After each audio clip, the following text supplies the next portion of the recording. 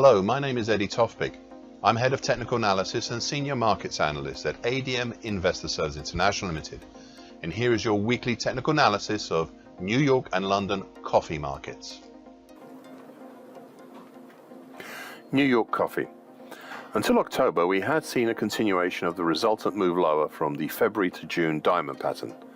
The primary target for a move down from the diamond pattern was down in the 156.35 zone, which prices achieved in mid-August. I have retired the secondary, harder to reach target down in the 141.80 zone after my commentary from 2 weeks ago.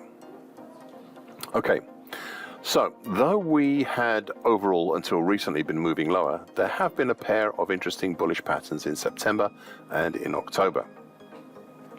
These consist of the weekly key reversals up in mid-September, in mid-October, and now again last week. The mid-September pattern caused a rally that eventually ran out of steam, a little short of the declining medium moving average, currently at 157.70.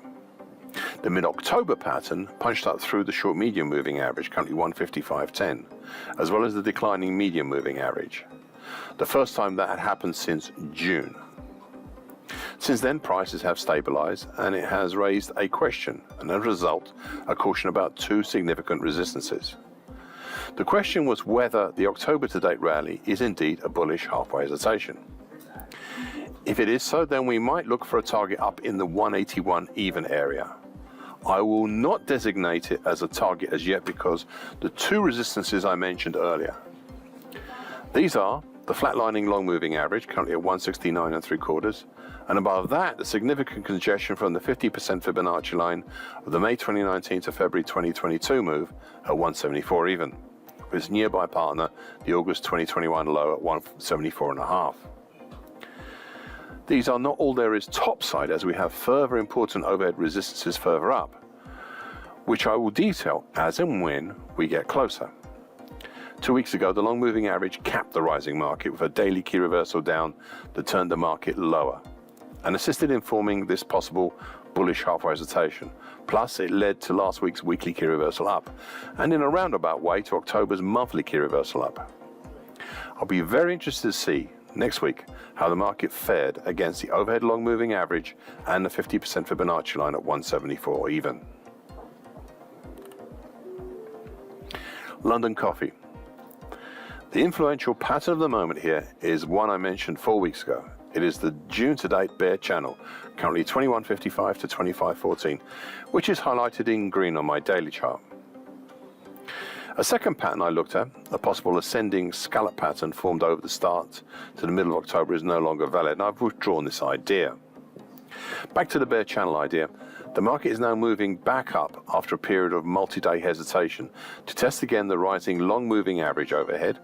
Well, it's tested it today properly, currently at 23.85, and a flatlining short medium moving average currently at 24.01, which is also tested properly. And then we also have some Fibonacci and other congestion between 24.05 to 24.11, which we're having a look at now.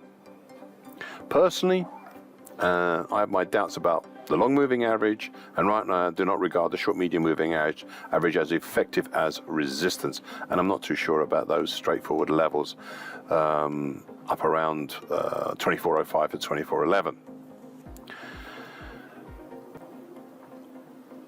I actually don't even regard them as support. Instead, I'd like to look a little higher up at resistance at the declining medium moving average, currently 24.67, as a more effective resistance.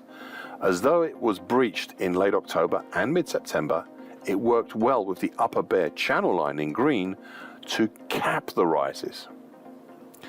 Now looking below, apart from, say, the lower bear channel line, I'd also look at the combination of 50% Fibonacci line in November 2022 to June 2023 move, as well as the 2017 high at 22.79. Thank you for listening. This weekly broadcast gives the essential market patterns and consequences. Please be aware of the risk disclaimer posted both at the front and the back of this broadcast. Copyright is Eddie Tofpik and ADM Investor Services International Limited. And here comes the final important bit.